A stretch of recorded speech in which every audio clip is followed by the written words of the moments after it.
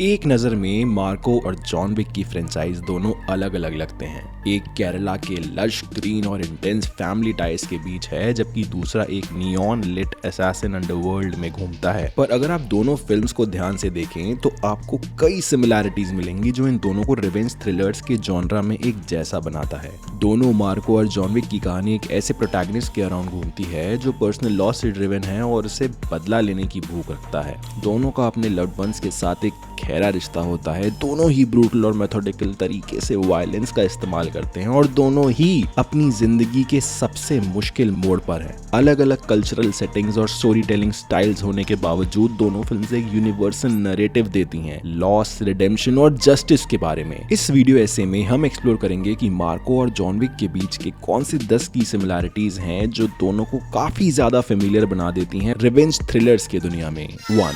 Revenge is the driving force. Marco और John Wick दोनों ही revenge पर बेस्ड हैं। मार्को की कहानी शुरू होती है विक्टर से, जो उसका छोटा भाई होता है जिसका मर्डर हो जाता है। उधर ही मार्को की एंट्री होती है अपने परिवार को जस्टिस दिलाने के लिए, रिवेंज लेने के लिए। उसकी क्वेस्ट पर्सनल लॉस और फैमिली ड्यूटी से फ्यूल्ड होती है। उसका एक अलग ही प्यार है अपनी फैमिली के साथ, अपने फैमिली मेंबर्स के लिए वो कुछ भी कर सकता है। वहीं जॉन विक की कहानी भी एक पर्सनल ट्रेजेडी से शुरू होती है। जॉन का प्यारा डॉग डेजी, जो उसकी वाइफ ने उसे गिफ्ट दिया था, मार दिया जाता है। ये छोटी सी क्रुएल्टी जॉन के अंदर का दबे हुए गुस्से को बाहर निकालती है और इसका रिवेंज मोड ऑन हो जाता है। दोनों कैरेक्टर्स के लिए ये लॉस सिर्फ उस घटना के बारे में नहीं, बल्कि ये उनके सबसे गहरे रिश्ते तोड़ने का सिंबल होता है। मार्को के लिए ये फैमिली बॉन्ड्स की बर्बादी है और जॉन के लिए अपनी वाइफ से लास्ट कनेक्शन का टूट जाना। दोनों कैरेक्टर्स अपने रिवेंज क्वेस्ट में रिलेंटलेस होते हैं, जो उन्हें डेंजरस सिचुएशंस के अंदर डाल देते हैं। दोनों फिल्म्स में ये दिखता है कि बदला लेने का ऑब्सेशन दोनों के अंदर बहुत ज्यादा बन जाता है, जो प्रोटैगनिस्ट को हर चीज से दूर कर देती है और स्टोरी को बिना रुके आगे बढ़ने की ताकत देती है। And that's how the story keeps going ahead. Second, complex protagonist with the tragic back story.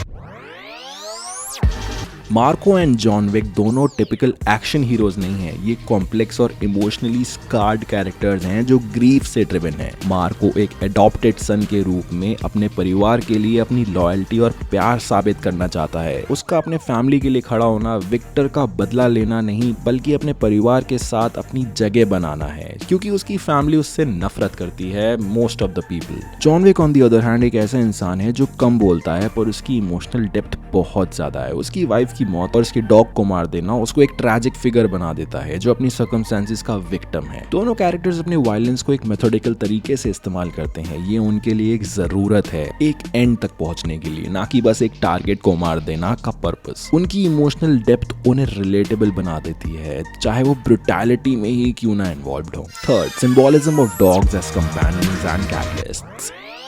दोनों फिल्म्स में डॉग की रोल प्ले करते हैं जो लॉयल्टी और कंपेनियनशिप का सिंबल बनते हैं। जॉन विक में पिटबुल जो जॉन के साथ होता है, उसके ह्यूमैनिटी और केओस के बीच में शांति की तलाश का रिप्रेजेंटेशन है। डेजी का मरना एक पूरी सीरीज को शुरू करने का कैटलिस्ट बनता है। इसी तरह मार्को में भी डॉग का रोल काफी ज्यादा इंपॉर्टेंट है। क्लाइमैक्स में मार्को का डॉग उसे Cyrus, who is the antagonist, तक पहुंचाता है, जो सिर्फ एक पेट से ज्यादा एक लॉयल कंपेनियन का रोल प्ले करता है। मार्को और उसके डॉग का बीच का बॉन्ड उसकी फैमिली के लिए लॉयल्टी को दर्शाता है। ये दिखाता है कि वायलेंस के बीच में भी कंपैशन और लॉयल्टी काफी जरूरी है। दोनों फिल्म्स में डॉग सिर्फ प्लॉट डिवाइसेस नहीं है, ये इमोशनल एंकर्स हैं जो प्रोटैगनिस्ट और ऑडियंस को याद दिलाते हैं कि how compassionate on the other hand these two guys are. Fourth, stylish intense action sequences.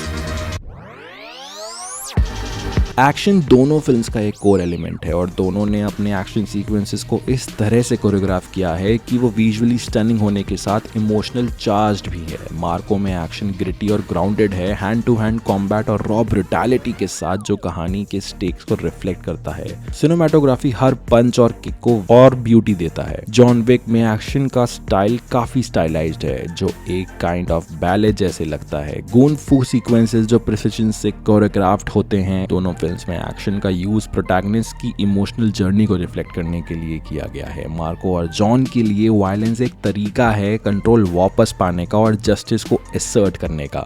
Fifth, emotional depth amidst chaos.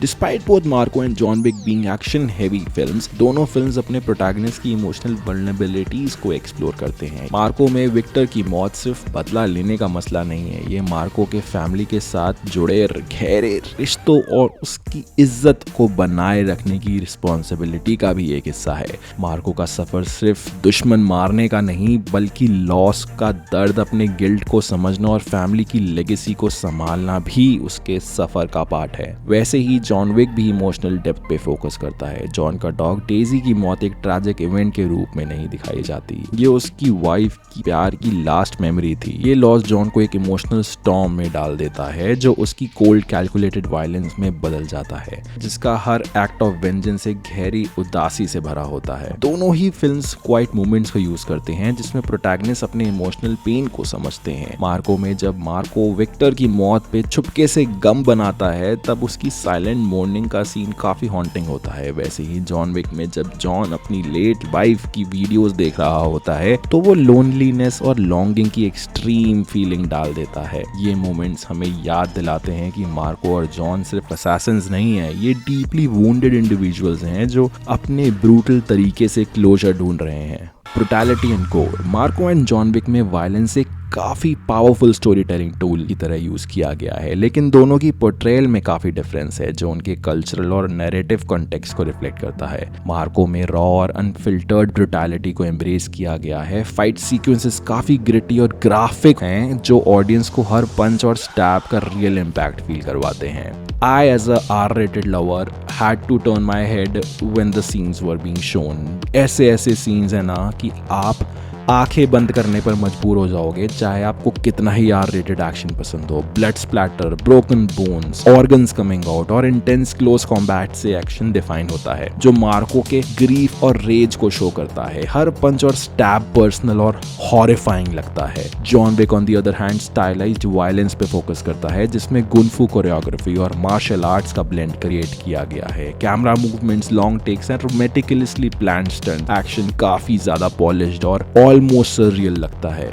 Violence intense है पर मार्को के कंपैरिजन में थोड़ा कम गोरी है। फिर भी दोनों फिल्म्स वायलेंस को यूज करते हैं अपने प्रोटैगनिस्ट की जर्नी के लिए। जॉन विक का वर्ल्ड एक हाइपर स्टाइलाइज्ड यूनिवर्स में है जहां डेथ को एक डांस बनाया जाता है। 8. Cinematic world building. World building दोनों फिल्म्स में काफी ज्यादा इंपॉर्टेंट है और दोनों फिल्म्स में सेटिंग्स काफी इंटीग्रल हैं नैरेटिव को शेप करने में। मार्को में केरला के रग्ड लैंडस्केप सिर्फ बैकग्राउंड नहीं, ये स्टोरी की रॉ इंटेंसिटी को रिफ्लेक्ट करते हैं। लश ग्रीनरी, नैरो वैलीज और ट्रेडिशनल आर्किटेक्चर से नैरेटिव को एक रिच कल्चरल कॉन्टेक्स्ट मिलता है। फैमिली का एस्टेट जिसकी अपनी खुद की एक हिस्ट्री है, कैरेक्टर की तरह काम करता है, जो मार्को के रूट्स और लेगेसी को सिंबलाइज करता है। जॉन विक का वर्ल्ड बिल्डिंग भी इक्वली कैप्टिवेटिंग है, लेकिन एक अलग अप्रोच अडॉप्ट की गई है। असैसिन अंडरवर्ल्ड का एक मेटिकुलसली क्राफ्टेड यूनिवर्स है जिसमें अपने रूल्स, करेंसी और कोड ऑफ कंडक्ट है। द कॉन्टिनेंटल होटल जैसे लोकेशंस जहां इंटीरियर्स बहुत ही भयंकर हैं और स्ट्रिक्ट नो किल पॉलिसी है, इस दुनिया को और बिलीवेबल बना देती है।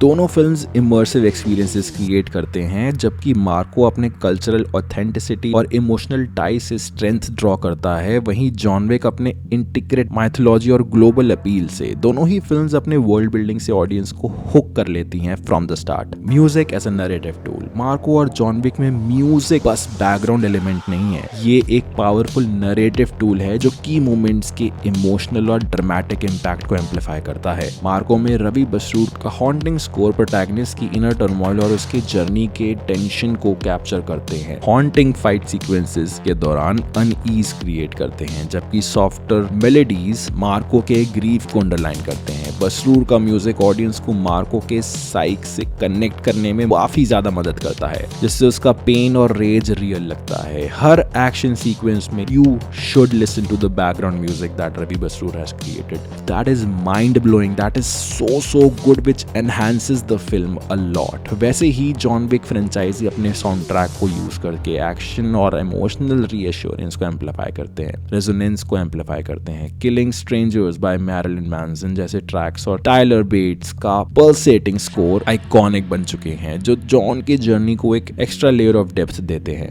9. The cost of revenge. Revenge का थीम दोनों मार्को और जॉन विक में एक हेवी प्राइस के साथ आता है और दोनों फिल्म्स दिखाती हैं कि इसका क्या कॉस्ट है। मार्को में विक्टर की मौत का बदला लेने की परस्यू फैमिली को तोड़ने का रिस्क लेकर आती है। मार्को का रिलेंटलेस क्वेस्ट उसे अपने लव्ड वन से दूर कर देता है, लाइक हिज गर्लफ्रेंड, जिसमें अपने गोल को अचीव करते हुए भी वो आइसोलेटेड फील करता है, वो अकेला हो जाता है सफर पर। जॉन विक में भी रिवेंज का कॉस्ट इक्वली स्टीप होता है। हर एक्ट ऑफ वेंजेंस के साथ जॉन उस वर्ल्ड में और डीपली एंगेज हो जाता है। वो जब भी छुपना चाहता है वो नहीं छुप सकता। उसका क्वेस्ट उसे आइसोलेट कर देता है, उसके एलाइज को दूर कर देता है। सीरीज के एंड तक जॉन अपने मिशन से इतना कंज्यूम्ड हो जाता है कि वो उस इंसान का शैडो बन जाता है जो वो कभी था। दोनों फिल्म्स रिवेंज को एक डबल एज स्वॉर्ड के रूप में दिखाती हैं। ये क्लोजर तो देते हैं लेकिन वो लास्टिंग स्कार्स भी छोड़ते हैं। ये यूनिवर्सल थीम ऑडियंस के साथ रेजोनेट करता है जो जस्टिस के कॉम्प्लेक्सिटीज और उसके प्राइस को समझाने में मदद करता है। 10th, costumes and symbolism. Suited to kill.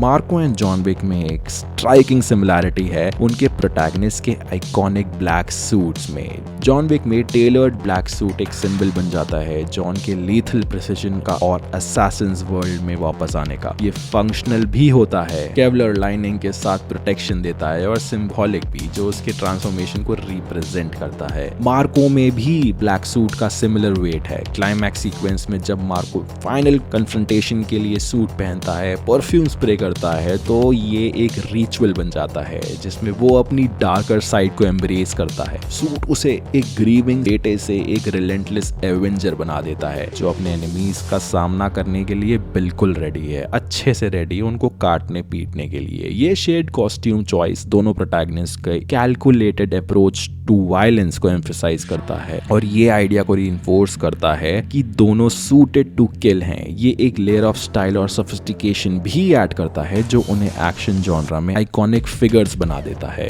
Conclusion, Marco और जॉन विक दोनों अपने रॉ इमोशंस और रिलेंटलेस एक्शन को ब्लेंड करते हैं, ऐसे नैरेटिव्स क्रिएट करते हैं जो इक्वली कंपेलिंग और थ्रिलिंग हैं। जबकि जॉन विक ग्लोबल फिनोमिनन बन चुका है, मार्को ये दिखाता है कि मलयालम सिनेमा भी यूनिवर्सल अपील और अनमैच्ड कल्चरल डेप्थ के साथ स्टोरीज डिलीवर कर सकता है। मार्को में attention to detail, raw action, emotional core और सिंबॉलिक स्टोरी टेलिंग का ब्रिलियंस मलयालम सिनेमा को शोकेस करता है। ये फिल्म्स हमें ये बताती हैं कि रिवेंज, लॉयल्टी और लॉस जैसे यूनिवर्सल थीम्स हर लैंग्वेज और जियोग्राफी के अक्रॉस रेजोनेट करते हैं। ये दोनों फिल्म्स हमें ये याद दिलाती हैं कि वेंजेंस का कॉस्ट क्या होता है और ह्यूमन स्पिरिट की स्ट्रेंथ कभी भी कम नहीं हो सकती। मार्को सिर्फ एक्शन जॉनरा का होमेज नहीं है, ये मलयालम सिनेमा की पावर का proud showcase है, and I am in love with the Malayalam cinema, the way they have produced such good films like Avesham. If you want to watch why Avesham is #1 film of 2024, you should watch this video. So thank you so much guys for watching. If you like films, consider subscribing because I keep making such videos. So consider subscribing and do like this video if you liked it. Thank you so much for watching. Peace.